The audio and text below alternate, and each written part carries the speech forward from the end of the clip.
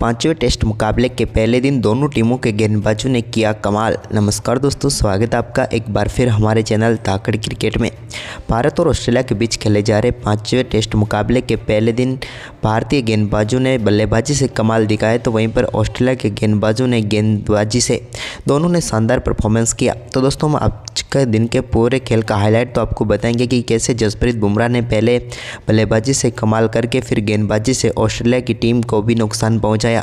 पूरा हाईलाइट बताएंगे, लेकिन उससे पहले आप भी चैनल पर नए हैं और अभी तक चैनल को सब्सक्राइब नहीं किया तो चैनल को सब्सक्राइब करके बेल आइकन दबा लें। और साथ ही आप भी चाहते हैं कि टीम इंडिया कल दूसरे दिन इस मुकाबले में वापसी करे तो इस वीडियो को एक लाइक जरूर कर दें।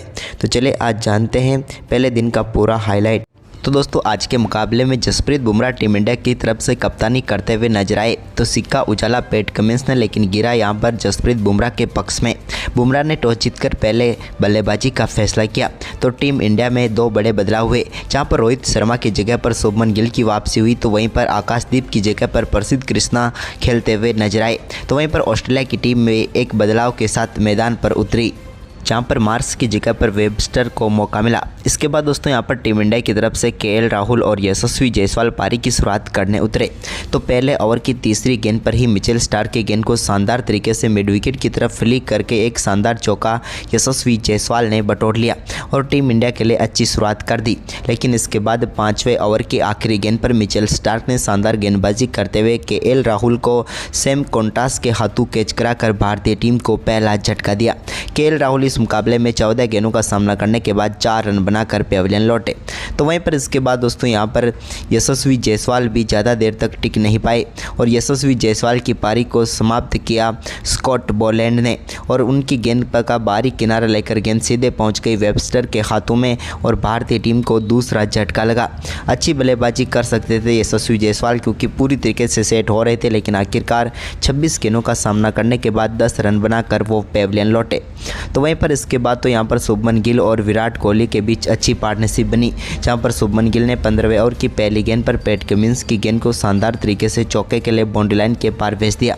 इसके बाद दोनों बल्लेबाजों ने सिंगल डबल के साथ टीम के स्कोर को आगे बढ़ाया। इस दौरान विराट कोहली की तरफ से एक लेग बाई का चौका जरूर देखने को मिला, लेकिन इसके बाद दोस्तों यहाँ पर जैसे जैसे खेल आगे बढ़ा तो 70 के अंत तक पहुँचे, तो आखिरी ओवर पहले 70 का नेथन लियोन लेकर आए, लेकिन आखिरी गेंद पर यहाँ पर शानदार गेंदबाजी करते हुए उन्होंने शुभमन गिल को स्लिप में कैच करवा दिया और भारतीय टीम को एक और झटका दिया। शुभमन गिल अच्छी बल्लेबाजी कर रहे थे, वो पूरी तरीके से सेट हो चुके थे, लेकिन पहले 70 की आखिरी गेंद पर वो आउट होकर पेविलियन लौटे, जहां पर उन्होंने 64 गेंदों पर 20 रन बनाए। और यहां पर नेथन लियोन ने बड़ी सफलता ऑस्ट्रेलिया की टीम को दिला दी, क्योंकि पहले 70 में भारतीय टीम का परफॉर्मेंस अच्छा चल रहा था। शुरुआती 2 झटकों के बाद एक अच्छी पार्टनरशिप बन रही थी, लेकिन ये 70 भी अंत में ऑस्ट्रेलिया के नाम चला गया, क्योंकि यहाँ पर भारत ने सिर्फ 57 रन ही पहले 70 में बनाए। वहीं पर इसके बाद दूसरे 70 का खेल शुरू हुआ, तो भारतीय टीम के लिए एक बार फिर ऋषभ पंत के साथ विराट कोहली क्रीज पर उतरे। दोनों बल्लेबाजों ने थोड़ी देर तो यहां पर क्रीज पर जमने की कोशिश की।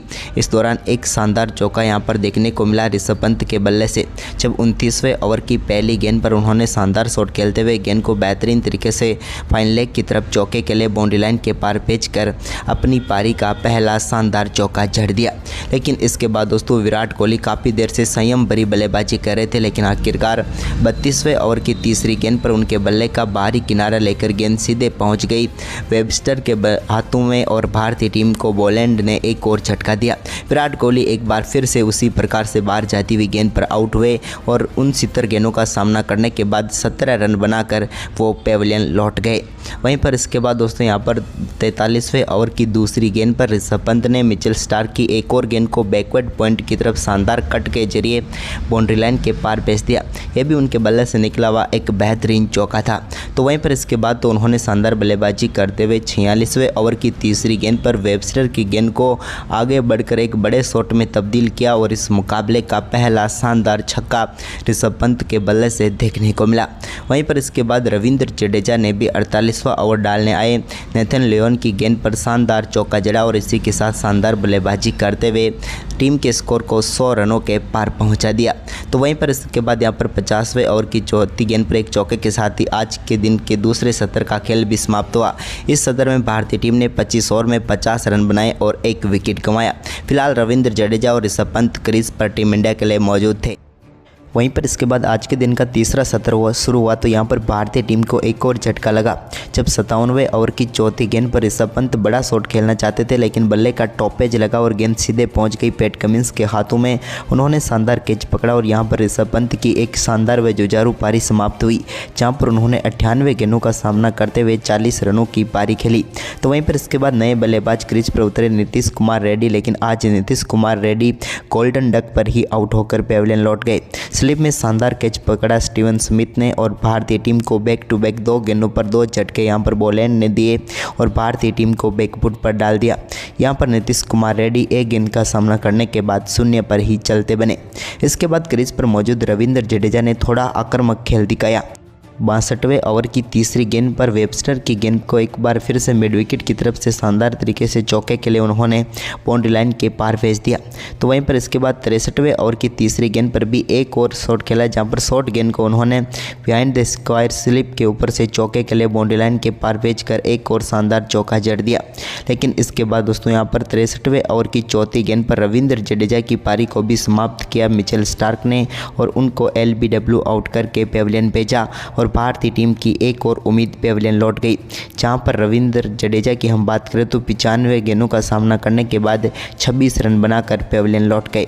इसके बाद 64वें ओवर की तीसरी गेंद पर वाशिंगटन सुंदर ने भी आक्रामक खेल दिखाते हुए एक शानदार चौका यहां पर मिड ऑफ की तरफ लगाया। तो वहीं पर इसके बाद 64वें ओवर की चौथी गेंद पर भी एक और चौका उनके बल्ले से देखने को मिला, जहां पर बिहाइंड द स्क्वायर गेंद को पॉइंट की तरफ चौके के लिए भेजकर बैक टू बैक 2 चौके उन्होंने जड़ दिए।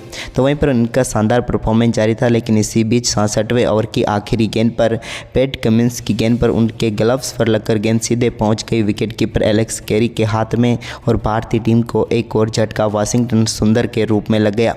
सुंदर भी अच्छी बल्लेबाजी कर रहे थे और सेट हो चुके थे, लेकिन यहां पर लगातार विकेटों के पतझड़ में एक और विकेट भारतीय टीम ने गंवा दिया, जहां पर वाशिंगटन सुंदर 30 गेंदों का सामना करने के बाद 14 रन बनाकर पेविलियन लौट गए।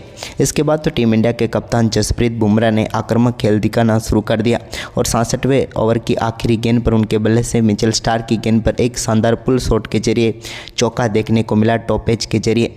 इसके बाद यहां पर 68वां ओवर डालने आई बोलैंड के ओवर की चौथी गेंद पर उन्होंने सामने की तरफ एक शानदार शॉट खेला और चौके के लिए गेंद को बाउंड्री लाइन के पार भेजा। तो इसी ओवर की 5वीं गेंद पर भी उनके बल्ले से एक बार फिर से लॉन्ग ऑन के ऊपर से शानदार शॉट देखने को मिला, जबकि दोस्तों ओवर की आखिरी गेंद पर भी चौका लगाकर उन्होंने इस ओवर में चौकों की हैट्रिक पूरी कर डाली। तो वहीं पर इसके बाद 69वें ओवर की दूसरी गेंद पर प्रसिद्ध कृष्णा बड़ा शॉट खेलना चाहते थे, लेकिन सैम कॉन्टास के हाथों में वो गेंद थमा बैठे और भारतीय टीम को एक और झटका लगा। इसके बाद यहाँ पर जसप्रीत बुमराह ने 73वें ओवर की पहली गेंद पर एक और शानदार शॉट खेला और गेंद को इस बार भी मिड विकेट के ऊपर से 6 रनों के लिए बाउंड्री लाइन के पार भेजा स्लोग स्वीप के जरिए। यह उनके बल्ले से निकला हुआ दमदार शॉट था, लेकिन इसकी अगली ही गेंद पर एक और बड़ा शॉट खेलने के चक्कर में वो मिचेल स्टार्क को अपना कैच थमा बैठे और भारतीय टीम की पूरी पारी समाप्त हुई 72.2 ओवर में 185 रनों पर। भारतीय टीम ने आज के दिन के तीसरे सेशन में बेहद ही खराब परफॉर्मेंस किया, जहाँ पर सिर्फ 78 रन बनाए और 6 विकेट भारतीय टीम ने गंवाए। टीम इंडिया की तरफ से सबसे बेहतरीन पारी ऋषभ पंत की रही, बाकी साझेदारी रविंद्र जडेजा और ऋषभ पंत की रही। वहीं पर दोस्तों भारतीय टीम के 185 रनों के जवाब में खेलने उतरी ऑस्ट्रेलिया की टीम ने भी 3 ओवर में 9 रनों के स्कोर पर अपना पहला विकेट गंवा दिया, जहां पर जसप्रीत बुमराह ने शानदार गेंदबाजी करते हुए उस्मान ख्वाजा को KL राहुल के हाथों कैच कराकर पेविलियन भेजा और टीम इंडिया को पहली सफलता मिल गई। वहीं पर पहले दिन की समाप्ति तक अब ऑस्ट्रेलिया 9 रनों पर 1 विकेट गंवा चुकी है। फिलहाल कॉन्स्टास यहां पर खेल रहे हैं 7 रन बनाकर। तो वहीं पर इस भारतीय टीम के पास अभी भी 176 रनों की बढ़त है। तो दोस्तों क्या लगता है दूसरे दिन टीम इंडिया वापसी कर पाएगी? हमें अपनी राय कमेंट बॉक्स में जरूर दें और इस वीडियो को ज़्यादा से ज़्यादा शेयर करें। धन्यवाद।